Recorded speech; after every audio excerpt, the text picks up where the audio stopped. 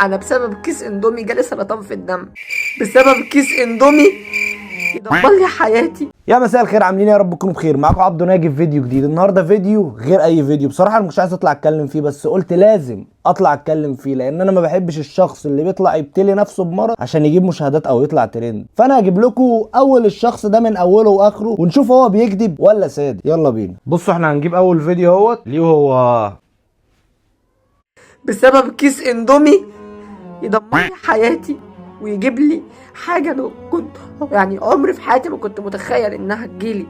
انا حياتي في يوم وليله اتدمرت. بس اهم حاجه الموسيقى، لازم الموسيقى عشان تاثر مع المشاهد اللي هو انت.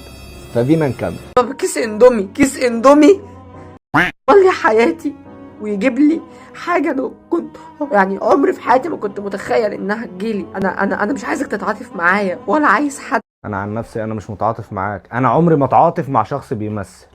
انه يحل لي مشكلتي. انا مشكلتي في ايد الله، ولا خايف من الموت. انا خايف ان انا اموت ومحدش يحس بيا.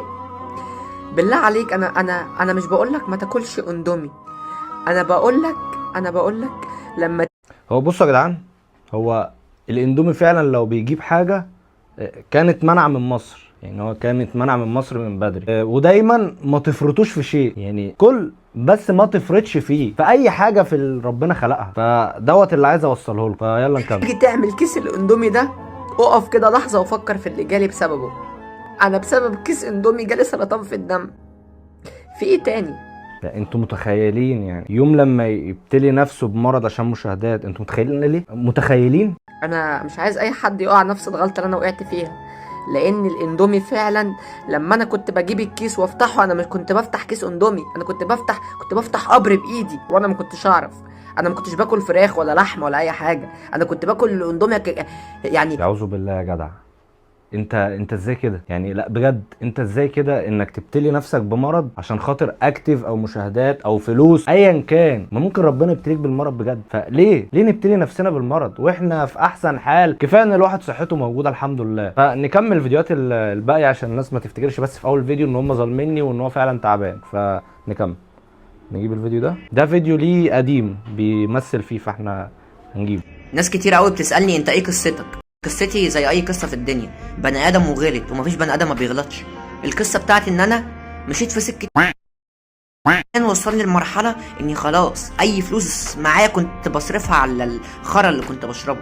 بس بعد الوقت، يعني مع الوقت، عرفت ان انا بعمله ده غلط. انا كده حياتي هتنتهي، لان انا اخويا طيب هو احنا هنحط صوت على البتاع دوت. طبعا انا لمحت لكم ان هو دايما بيحكي قصص والكلام ده. نشوف الفيديو اللي بعده. انا بعيط على فكره.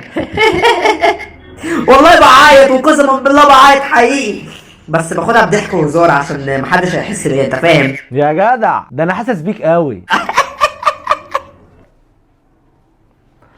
نجيب الفيديو. فالحمد لله النهارده دكتور المعمل كلمني وبيقول لي انت ما طلعش عندك سرطان في الدم. دكتور المعمل قال له انت ما عندكش، فجاب له حاجه تانية او حاجه ثالثه خالص، بس طلع عندك اللي اكبر منه. السلام عليكم يا جماعه، انا طلعت اوضح يا جدعان. اهم حاجه لازم نتاثر بالموسيقى، يعني الموسيقى شغاله فانت اتاثر وافضل ثابت وركز حاجه كده عشان ابقى مخلص ضميري قدام ربنا. انا لما رحت يا جدعان عند اول دكتور، لما ابتديت يجيلي صداع وابتديت ارجع دم، رحت عند دكتور هنا في اليوم الواحد، لقيته بيقول لي يا استاذ موسى انا اشك ان انت عندك سرطان في الدم او التهابات على الكلى. يعني هو الدكتور مفيش حاجه اسمها اشك، في اعمل التحليل 1 2 3 4 وعلى التحليل انا برتب الكلام ده. هو ده كلامه هو، بس هو بيرميه على مين؟ على الدكتور. فنكمل. عشان اتاكد لازم تروح معهد ناصر. فانا لما رحت معهد ناصر لقيت المنظر، ناس نايمه على الارض، وعشان تقطع تذكره ده موال ربنا يشفي الجميع يا رب. كبير. فجالي اكتئاب، قلت لا انا مش هروح ولا هعمل اي حاجه كده تاني، وسبتها على ايه ربنا. بس كان يعني شكي ان انا عندي حاجه فعلا في الدم، والعياذ بالله كانت السرطان. فقلت ربنا ما يكتبه على حد، ربنا ما يكتب اي مرض على حد يا رب، وربنا يخفف عن الناس البلاء جميعا يا رب، ربنا يشفيهم. انا هطلع اعمل فيديو اوعي الناس انها ما تاكلش الاندومي، لان بسبب تشخيص الدكتور الاولاني هو اللي قال لي بسبب الاندومي. المرض دوت محدش يعرف هو لغايه دلوقتي بيجي من ايه، على ما اظن كده يعني اللي انا اعرفه. انا بصراحه انا ما اعرفش هو بيجي من ايه. الحمد لله النهارده دكتور المعمل كلمني وبيقول لي انت ما طلعش عندك سرطان في الدم، بس طلع عندك اللي اكبر منه. طلع عندي مشاكل في البول، وطلع عندي التهابات على الكلى، وطلع عندي ورم في المعده. ده اللي هو جاله من غير ما يعمل منظار معده اصلا يعني. انتوا فاهمين؟ يا جدعان قولوا كلام يا جدعان عشان ما اكسر التليفون والله. ايه يا جدعان؟ نكمل. يعني كنت حاسم مشكله طلع عندي كذا مشكله. فيا جدعان انا ما كدبتش في اي حرف قلته، وحياتك ولا انا كدبت، ولا طلعت الهدف الاحتيال ولا النصب ولا التعاطف مع الناس، ولا حتى ان انا اخد فلوس من شخص. حتى الخاص الناس اللي كانت بتقول لي ابعت لي فلوس، ما انت اكيد خدت يعني، اكيد خدت يعني. اللي بيعمل الكلام ده بيعمل ليه يعني؟ مش عشان بيلم انا اقسم بالله العظيم 3 كنت بعمل لها بلوك عشان ابقى خالي نفسي من اي مساله قانونيه ان انا خدت جنيه. انا بقى خاف ان هنا خاف وترعب، قال لك لا ده انا هخش في سين وجيم وهروح في حته تانية، اللي انا عملته دوت هيتقلب عليا ليه تعمل كده يعني؟ ليه تعمل كده بجد يعني؟ قول لي ليه حد ان هو يعمل كده يا عم؟